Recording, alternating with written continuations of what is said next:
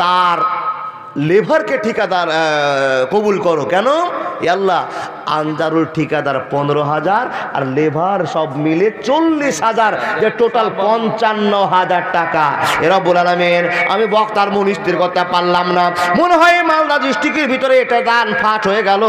আল্লাহ গো, আমি যতদিন জালসা করছি এটাই আনজারুল দান করে দিয়েছে। তার ভিতরে ভালুকা রোডে একজন দিয়েছিল, যার দিয়ে স্বর্ণকার 2 লাখ টাকা, এটা আমার মনে আছে। মনে পড়ে গেল আল্লাহ 55,000 টাকার পক্ষ থেকে পেলাম। সব মানুষগুলোকে নিয়ে আল্লাহ ঠিকাদার দিয়েছে। আল্লাহ ওর ভিতরে যত ইমানদার ছেলে আছে নিশ্চয় তোমার ভয় করে আল্লাহ। ওর আজ থাকলে কেউ 5,000, 2,000, 3,000 করে দিত। মাবুদ গো, বিদেশে আল্লাহ পরিবারকে সুখে রাখার জন্য আল্লাহ সেখানে বিদেশে কাজ করছে, আল্লাহ জালসা আসতে পারেনি। মাবুদ প্রত্যেকের কামাইতে তুমি বরকত দাও, রুজিতে বরকত দিয়ে দাও। আল্লাহ তাদের বিদেশ যাওয়াটা বন্ধ করে দাও। মান জাবিল হাসানাতে ভালো আসরাম সালেহা। আল্লাহ নিজের কর্মজীবনকে সুখী রাখার জন্য আল্লাহ বিদেশ গিয়েছে, কামাই রুজিতে বরকত দিয়ে দাও। আল্লাহুম্মা সাল্লি আলাইহি আল্লাহুম্মা বারিক আলাইহি। কবরের উন্নতি কল্পে জালসা 5,000 টাকা নগদ দিয়ে দিয়েছে 55 মধ্যে, 5,000 টাকা নগদ দিয়ে দিয়েছে 55 মধ্যে। এ বাপ, আমি তো চাইছিলাম যে কালেকশন ধরে নিই। আপনাদের এলাকার এত লোক দাতা আছে আমি জানতাম না। আল্লাহ তোমার ভয় না করলে এত বড় বড় টাকা বের করতে পারতো না। এই 5,000 টাকা নিয়ে বাজারে যদি যায় তো পোশাক আশাক কিনতে বাবা এতটি টাকা খরচা হবে না, একটা বছর পার হয়ে যাবে। তারপরও মাবুদ তোমার ভয়ে টাকা দিচ্ছে। ইন্না জাহান্নামা কানাত মিরসাদা। এই মানুষগুলো তুমি কবুল করে নাও। যে মুসলমান তোমার ভয়ে পাগল হয়ে লাখ লাখ টাকা দান করে দেয়, আমি বলবো বাবা আপনাদের কাছে বলছি। 2 নম্বর মেয়েটা বলছে বাদশাহ আপনি ওকে কাজ দেওয়ার আগে আমার দলিল শুনুন, তারপরে কাজটা দেন। বেটিকে বললো বেটি তুমিও কি দলিল বলবা? বলছে দলিল নয়, আমি গ্যারেন্টি সহকারে দলিল বলবো। কি দলিল বলো? তখন মেয়েটা বলছে আপনাকে 2টো উত্তর দিতে হবে। বড়টার চাইতে এর ফের আরো কঠিন প্রশ্ন। কি বেটি বল? তো বলছে বাদশাহ কাল কয়টা? এ বাপ কাল তো আপনারা কাল বুঝেন না? বুঝেন? Present, past, future. যারা শিক্ষিত মানুষ বুঝে গিয়েছেন। আচ্ছা বলুন আমাদের জগৎ কয়টা?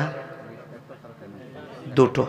আপনাকে বলি, মেয়েটা বলছে বাদশাহ আদম থেকে শুরু করে কিয়ামতের ঘন্টা বাজা পর্যন্ত এই পৃথিবীর সময়কালটার ভিতরে কোন সময়টা বেশি দামি বলতে পারবেন? বাদশাহ প্রশ্ন শুনে মাথাটা নত করে চিন্তা ভাবনা করছেন, আল্লাহ আদম থেকে নিয়ে ইসরাফিলের বাঁশি পর্যন্ত কোন সময়টা ভালো? চিন্তা করতে করতে উনি গবেষণা করে মেয়েটাকে বলছে বেটি শোনে নাও, আমি গবেষণা করলাম আদমকে যখন আল্লাহ দুনিয়াতে পাঠালেন তার বেটা বেটি হতে আরম্ভ হলো, আর বেটার সঙ্গে বেটির বিয়ে উল্টা পাল্টা করে দিতে আরম্ভ করলো। 15 বছরের সালের বেটির সঙ্গে উল্টা করলো। এই উল্টা পাল্টা করে আদমের বেটা বেটির বিয়ে শুরু হয়ে গেল। এই করতে করতে যখন দ্বিতীয় বেটার বেটি হয়ে গেল, একটা মেয়ে সুন্দর দেখার কারণে আদমের বেটা বেটির ভিতরে ঝামেলা লেগে গেল। হাবিল আর কাবিলের মারামারি হয়ে গেল, কাবিলকে মার্ডার করে দেওয়া হলো। অনেক কথা ছেড়ে বেটি শুনে না, ঝামেলা ঝামেলা ঝামেলা ঝামেলা ঝামেলা চলে গেল। কিন্তু যেদিন থেকে নবী মুহাম্মদ এসেছে দুনিয়া ক্লিয়ার হয়ে গিয়েছে, সাকসেস জীবনে ফিরে গিয়েছে। আর আল্লাহ কোরআনে ঘোষণা করে দিয়েছে দুনিয়ার ভিতরে যত কেলেম ছিল সব মিটে গিয়েছে, মুসলমানের হাতে রাজত্ব চলে আছে। নবী মুহাম্মদ সবকে ঘোষণা দিয়ে দিয়েছে। এই চিন্তা করে বাদশা বলছে বেটি রে, লাস্টে কিন্তু ইসরাফিল যখন বাঁশি মারবে কিয়ামতের সময় হবে, নামাজি লোক থাকবে না, ভালো লোক থাকবে না, ভালো মেয়ে থাকবে না, নোংরা লোপের ওপর দিয়ে কিয়ামত কায়েম হবে।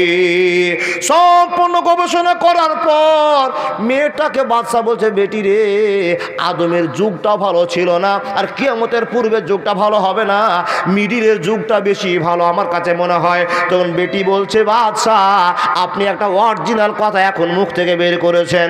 ও বাদশা 2 নম্বর আমার প্রশ্ন হলো আপনি কেমন মানুষ পছন্দ করেন বলুন তো? যদি কারো হাইট 6.5 ফিট হয়ে যায়, 7 ফিট হয়ে যায়, খুবই লম্বা থরথরে হয়ে যায়, মেয়েটা যদি খুবই লম্বা হয়ে যায় তো তাকে কেউ পছন্দ করে না। ছেলে যদি লম্বা বেশি হয়ে যায় তো পছন্দ করে না। আর যদি বেঁটে হয়ে যায় তো সেটাও পছন্দ করে না।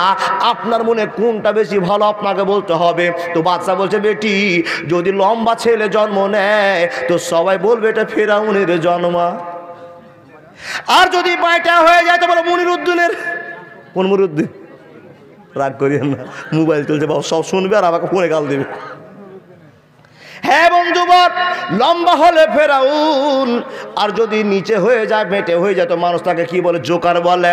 এ বেটি তো লম্বাও বেশি ভালো নয়, বেটেও বেশি ভালো নয়, আমার চয়েস মতো আমি বলছি মিডিলটা বেশি ভালো। যারা 5 ফিট 6 ফিট 5.5 ফিটের মধ্যে আছে, এই মানুষজনগুলোকে বেশি চয়েসফুল মনে হয়। তো বেটি তখন বলছে, বাদশাহ আপনি দুটোর ভিতরে দুটো রেজাল্ট দিয়ে দিয়েছে, আমি কাজটা পাবো, ওরা দুইজন কাজটা পাবে না। বাদশাহ বলছে দলিল দিয়ে বল। তখন মেয়েটা বলছে বিসমিল্লাহির রহমানির রহিম। হে আল্লাহর বান্দা, আপনি শুনে নিন, লা ইয়াস্তাখিরুনা সাতাও ওয়ালা ইয়াস্তাকদিমুন। হে আল্লাহর বান্দা, আল্লাহর আদেশের মতো যদি দুনিয়া মিডিলটা বেশি আপনার ভালো হয়, আর মানুষজনের ভিতরে মিডিলের সময়টা যদি আপনি পছন্দ মনে করেন, তো আমি মিডিল টাইমে পৌঁছে গেছি, দৌড়িয়ে এসেছি, আমি মধ্যে দৌড়িয়ে এসেছি, আমি কাজটা পাবো, আগে পরে দুইজনই কাজ পাবে না। যুক্তি আছে কিনা? বাদশা 3টা মেয়ের কথা শোনার আগেই পাগল পাগল ভাব, আল্লাহ এত সুন্দর কথা মুখ থেকে বের করছে, এগুলো কে জন্ম দিয়েছে? নাম্বার 3, ছোট মেয়েটার বয়স মাত্র 6 বছর। ওই মেয়েটা আঙ্গুল দেখে বাদশাকে বলছে, বাদশাহ আমার মার নাম হলো সুলতানা, খবরদার আপনি ওদের দুইজন কাজটা দিবেন না, আমিও কাজের উত্তর দিব, আমি কোরআন থেকে কথা বলবো, কোরআন থেকে যদি দলিল দিতে পারি তবে আপনি কাজটা দিবেন, না হলে আমি কাজ আপনার কাছে চাইব না। বাদশাহ বলছে, বেটি রে তোমার দলিল বলে দাও।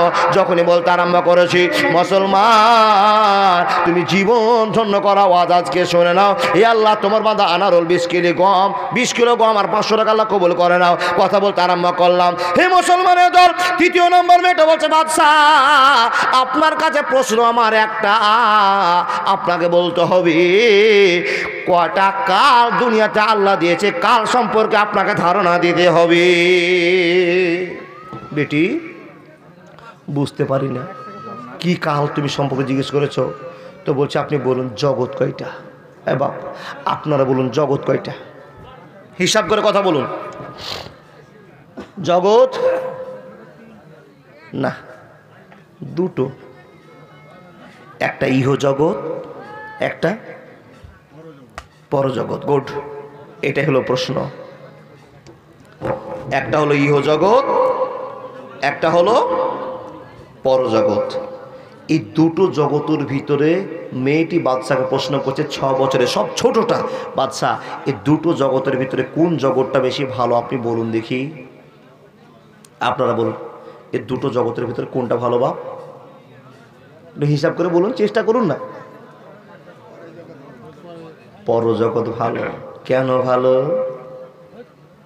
মেয়েটা বলছেন, বাদশাহ অনেক কথা ওরা বললো, আমি একটা 6 বছরের বেটি আপনার সামনে দাঁড়িয়ে কথা বলছি, যদি জগৎ কটা বলেন আপনি 2টা বললেন, তো এই জগতের চাইতে ওই জগৎ আপনি ভালোবেসে বললেন, কেন ভালো আপনাকে বলতে হবে।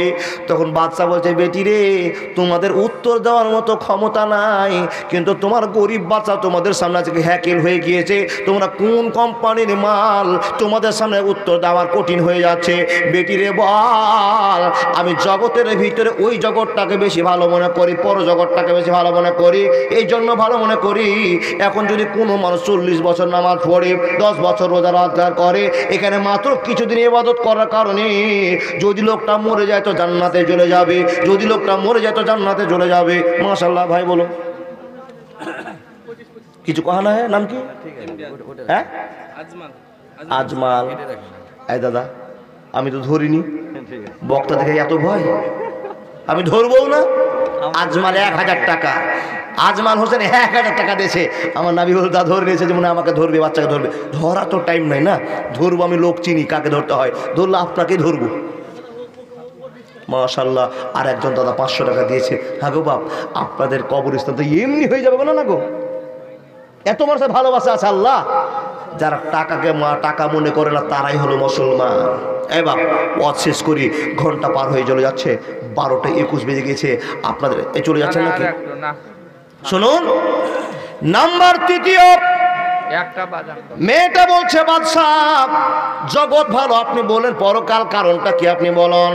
তো মেয়েটাকে বলছে বেটি রে শোন, এখন যদি কোনো মানুষ 40 বছর নামাজ রোজা হজ যাকাত করে আল্লাহর ভয় করে দুনিয়া চড়ে কোনো মেয়ের সঙ্গে